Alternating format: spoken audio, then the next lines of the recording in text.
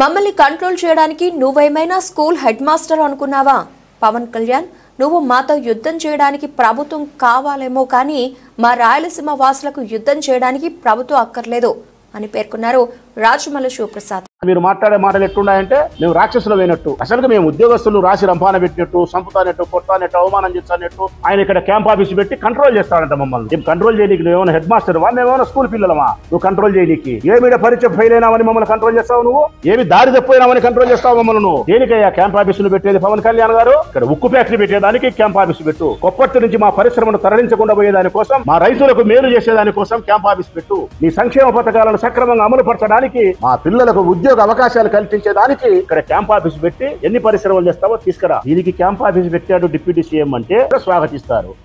అహంకారం తీస్తాం, తోలు తీసి కింద కూర్చోబెడతాం. మీకు ఒళ్ళు ఒక్కొక్కళ్ళకి మీకు ఎక్కడెక్కడ ఉన్నో తెలియట్లా. మీకు అహంకారాలు పెరిగిపోయినాయి. మీకు ఏ మేకపోతులు మా తోలొల్చనీకి? నువ్వు తోలొల్చడానికి, మా సొక్కబట్టి గుంజకపోవడానికి, మమ్మల్ని జైల్లో పెట్టడానికి, మమ్మల్ని అవమానపరచడానికి, బజార్ల మమ్మల్ని ఈడ్చుకపోతామంటే చూస్తూ ఊరుకునేటోళ్ళం కాదు. నువ్వు మాతో యుద్ధం చేయాలంటే నీకు ప్రభుత్వం ఉండాలా, కానీ ఈ ప్రాంతంలో ఉండే వాళ్ళు యుద్ధం చేయాలంటే ప్రభుత్వం అవసరం లేదు. మేము ప్రభుత్వంలో ఉండినా లేకపోయినా రాయలసీమ బిడ్డలు స్వాభిమానం కోసం యుద్ధం చేస్తారు.